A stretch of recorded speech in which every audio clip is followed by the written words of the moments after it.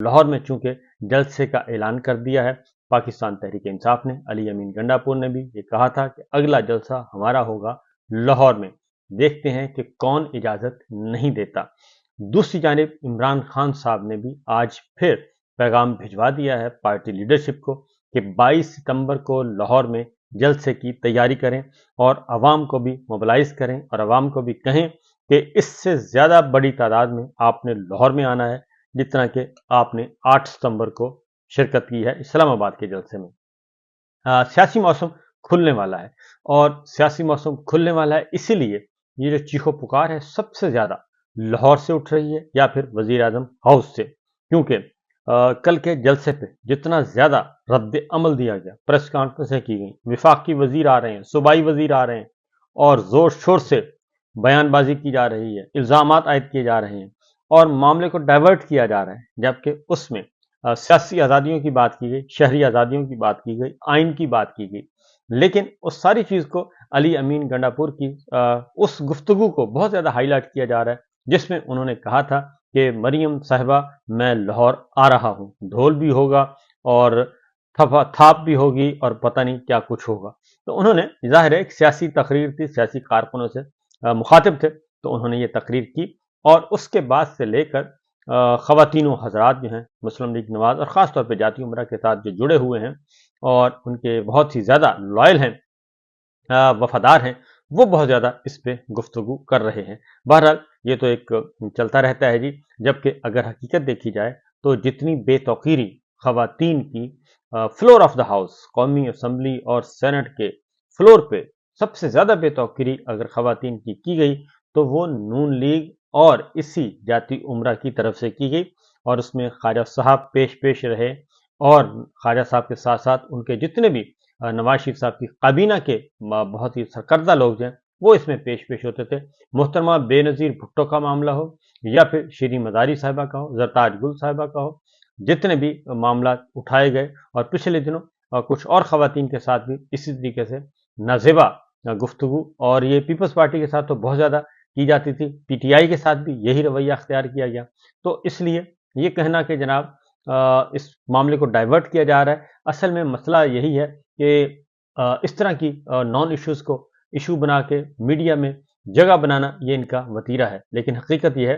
کہ اصل میں جو 8 ستمبر کا جلسہ تھا اس نے کافی پریشان کر دیا ہے، کیونکہ بہت ساری چیزیں اب کھل کر آنے والی ہیں، بہت سارے راز فاش ہونے والے ہیں اور 9 مئی کے رازوں سے بھی پردہ اٹھنے والا ہے۔ اسی لیے اب جو سب سے زیادہ محسوس کی جا رہی ہے وہ جاتی عمرہ میں زیادہ پریشانی دکھائی دے رہے ہیں۔ بہرحال آگے بڑھتے ہیں جی، خبریں جو ہیں وہ اچھی نہیں ہیں کیونکہ اصل موضوعات یہ ہیں جن سے توجہ ہٹائی جا رہی ہے۔ یوٹیلیٹی سٹورز کارپوریشن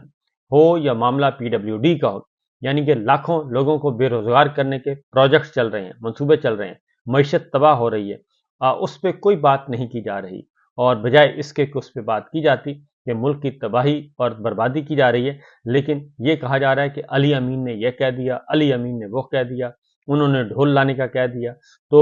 اور ایسی زبان استعمال کی جا رہی ہے کہ جس کے بعد مجھے پرانی گفتگو یاد آ جاتی ہے خواجہ سعد رفیق صاحب کی، جس میں انہوں نے ڈاکٹر طاہر القادری صاحب کے جب وہ کینیڈا سے واپس آ رہے تھے دھرنے سے پہلے، تو اس وقت جو کہی گئی تھی کہ آئیں ڈاکٹر صاحب آئیں تو ہم ان کا بڑا زبردست استقبال کریں گے، اور پھر استقبال ایسے کیا گیا کہ سانحہ ماڈل ٹاؤن ہوا اور 14 جو ہیں وہ معصوم جانیں جو ہیں وہ شہید کر دی گئیں، اور وہ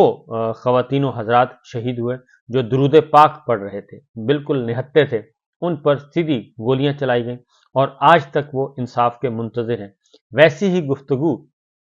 کل طلال چودھری صاحب نے کی اور وہ گفتگو بھی اس وقت میڈیا میں موجود ہے کہ کس طریقے سے وہ زبان استعمال کر رہے ہیں۔ آگے بڑھتے ہیں جی، ایک اور خبر، آج چیف جسٹس قاضی فائز عیسیٰ صاحب مخاطب ہوئے کیونکہ آج تھا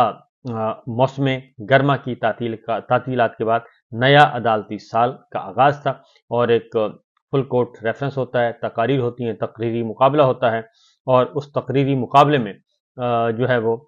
چیف جسٹس صاحب تقریر کرتے ہیں، اٹارنی جنرل کرتے ہیں، پاکستان بار کونسل کے وائس چیئرمین کرتے ہیں اور سپریم کورٹ بار کے پریزیڈنٹ کرتے ہیں، اس طریقے سے۔ لیکن آج کے जो हुआ जी फुल कोर्ट, उसमें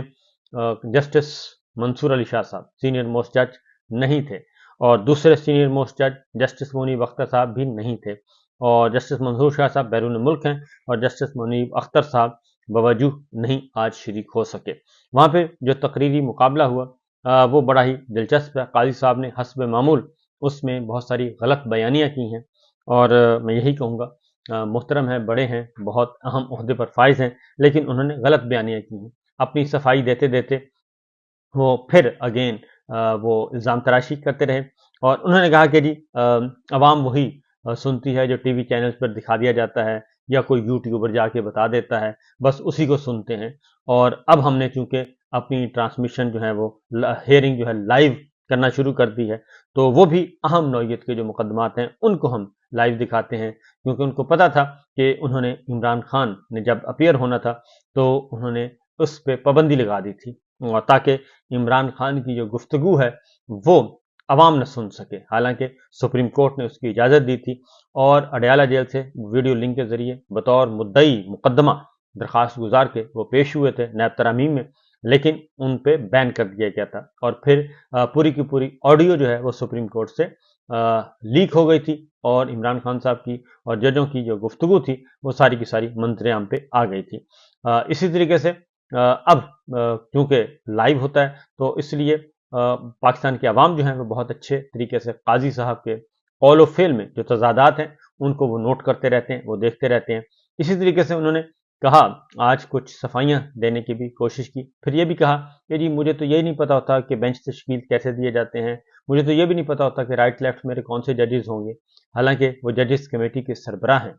और बतौर सरबराह उनको पता होता है कि कौन से बेंच तश्कील दिए जा रहे हैं, और वही बेंच तश्कील दे रहे होते हैं। और बाज़ औक़ात ऐसा भी होता है कि शहीद अरशद शरीफ का केस जो है वो जजेस कमेटी में डिस्कस किए बगैर ही तश्कील दे दिया जाता है बेंच, और फिर जब उस पर एतराज़ होता है ओपन कोर्ट में, सीनियर जजेस जो हैं उसको उस एतराज़ को पॉइंट आउट करते हैं, तो तब जाके काजी साहब को सुबकी का सामना करना पड़ता है। तो ऐसा भी हुआ है। और फिर ये कि काजी साहब जब से चीफ जस्टिस बने, उन्होंने कहा कि मुझे तकरीबन उन्होंने कहा कि 9 दिन के बाद मुझे पूरा 1 साल हो जाएगा, तो इस 1 साल में उन्होंने शहीद अरशद शरीफ के कत्ल केस का मुकदमा हियरिंग के लिए नहीं फिक्स किया। फिर उनके क्रेडिट पे जाता है जी जो इंतखाबात में धांधली, उसका जवाब उन्होंने नहीं दिया। बल्ले के निशान का वापस लिया जाना, उन्होंने ये इसका हिसाब नहीं दिया, बल्कि क्रेडिट लेने की कोशिश की, और एक और गलत बयानी की बात की। रिटर्निंग अफसरों वाला फैसला जो है कि जी हम पे इल्ज़ाम आयद किया जाता है रिटर्निंग अफसरों के मामले में कि असिस्टेंट कमिश्नर और डिप्टी कमिश्नर इनको क्यों लगाया, हालांकि लाहौर हाई कोर्ट जो है वो इलेक्शन कमीशन से फ्रेश रिक्वेस्ट मांग चुकी थी और लेटर भी मौजूद था। तो काजी साहब ने आज काफ़ी गलत बयानियाँ की हैं। इसी तरीके से एक और भी गलत बयानी कह लें या जो भी है उसकी वजाहत जो है वो करेंगे। एक्सटेंशन के मामले में उन्होंने कहा कि जी मैं एक्सटेंशन जो है वो नहीं ले रहा, और उन्होंने राना सनाउल्लाह साहब की गुफ्तगू को भी का भी हवाला दिया, और उन्होंने कहा कि जनाब राना साहब को मेरे सामने लाया जाए और उनसे पूछा जाए कि जनाब किस तरीके से मैंने कभी ये कहा है। उन्होंने कहा कि जी तमाम चीफ जस्टिस की मुद्दत मुलाजमत में तोसी करने के बारे में कहा, तो मैंने कहा जी कि बाकियों की कर दें, मैं तोसी कबूल नहीं करूँगा। तो मैं समझता हूँ कि ये बात जो है वाक़ईतन दुरुस्त नहीं है, क्योंकि उस पेशकश के बाद जब ये की गई थी तो वो एक भरी महफिल में की गई थी, इजलास था बाकायदा तौर पे। चीफ जस्टिस काजी फाइज साहब ने कहा कि जी सवाल ये था कि राना सनाउल्लाह साहब कह रहे हैं कि अगर तमाम जजेस की उम्र बढ़ा दी जाए तो आप भी तोसी लेने पर मुत्तफिक हैं।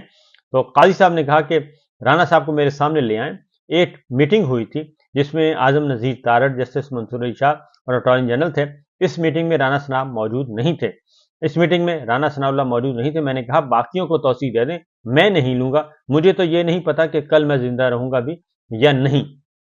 तो ये बात इन्होंने इस तरीके से कर दी। हालांकि ये जो बाकायदा तौर पे ये तरमीम का मामला है, आइन में तरमीम का, ये मौजूद रही है और डिस्कस होती रही है, वज़रा बताते रहे हैं और ये सारी बातें करते रहे हैं कि ये टेबल पे है, लेकिन हकीकत है कि उस पर इत्तफाक भी नहीं हो सका। और दूसरा ये कि 2/3 मेजॉरिटी अभी तक दस्तयाब नहीं है। 2/3 अक्सरियत होती तो जनाब काजी फाइज ईसा साहब की एक्सटेंशन तो पक्की थी और ये तो एक तयशुदा प्लान का तयशुदा प्लान था कि जो कुछ मैंने आपको बताया, तो इसमें कोई शक शुबे वाली बात नहीं है।